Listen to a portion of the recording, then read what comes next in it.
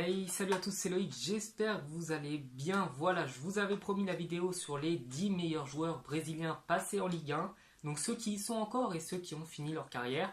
Donc c'est ce que je vais tenter de vous faire.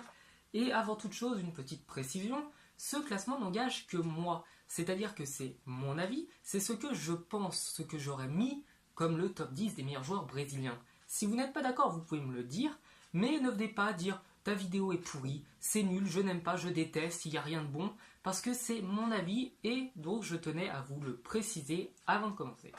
Donc à la 10e position, j'ai décidé de mettre Brendao. Pourquoi Brendao, me direz-vous? Eh bien parce que Brendao est pour moi un artiste de la langue française. Il a démontré d'immenses qualités et une prestation incroyable en Coupe de la Ligue où il nous a dit « Non, non, pas touché, pas normal ». Une prestation assez incroyable qui lui a valu pour moi cette place directe d'entrée dans le classement. À la 9e position, j'ai décidé de mettre là aussi un artiste, un grand cinéaste. Pour moi, il devrait se reconvertir dans le théâtre car il nous a montré des performances vraiment fabuleuses. Il s'agit de Néné.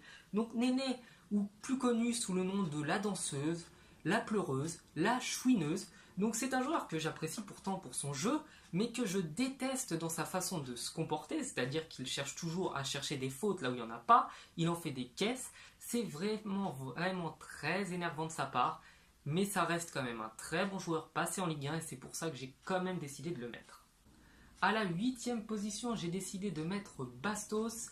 Donc c'est le premier joueur lyonnais de ce classement et vous verrez qu'il n'est pas le seul à y être. Donc c'est un joueur connu pour sa technique et sa puissance qui a fait partie pour moi des meilleures années de l'Olympique lyonnais. Et je peux vous le dire, il n'y aura jamais une équipe aussi forte que celle-ci. À la 7e position, j'ai décidé de mettre Luis Gustavo. Donc pourquoi j'ai décidé de le mettre? Eh bien même si ça fait pas très longtemps qu'il est en Ligue 1, il a montré de grandes qualités de milieu de terrain. C'est un joueur qui fait énormément de bien à l'Olympique de Marseille. Et je peux vous certifier dès à présent que si l'OM finit dans les 3 premiers, ce qui est possible, eh bien on parlera souvent de Gustavo comme étant pas le responsable, mais celui grâce à qui c'est arrivé. À la 6e position, j'ai décidé de mettre Fabinho. Donc Fabinho, un petit peu comme Gustavo avec l'OM, c'est un joueur qui lui permet à son club de vraiment faire de bonnes choses, qui est très agile avec le ballon, qui aide réellement le jeu. C'est-à-dire que c'est pas simplement un joueur capable de marquer des buts, c'est un joueur qui est capable de faire marquer et qui fait beaucoup progresser tous ses coéquipiers. À la 5e position, pour moi, un des 3 meilleurs défenseurs de l'histoire de la Ligue 1, il s'agit de Chris. Donc Chris, le défenseur central assez imposant, très grand et chauve, hein, je pense que tout le monde l'a connu, donc qui fait partie des meilleures années de l'Olympique lyonnais. Pour moi, ce n'est pas le meilleur défenseur passé en Ligue 1, parce qu'il y en a un seul et je vais vous en parler tout de suite, mais il a quand même marqué notre championnat.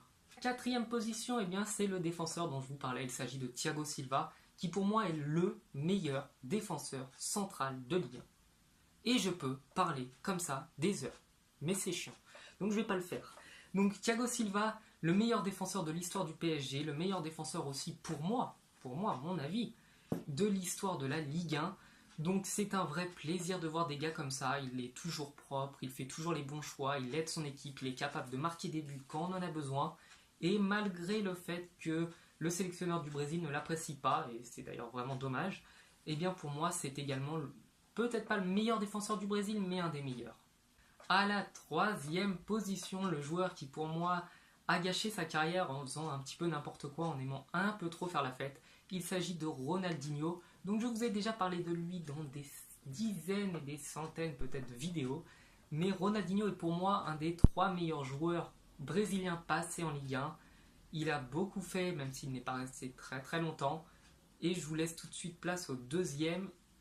Et là, ça va diverger pour vous, je pense. À la 2e position, si je vous dis meilleur tireur de coup franc de l'histoire. Là, je pense qu'on est tous d'accord.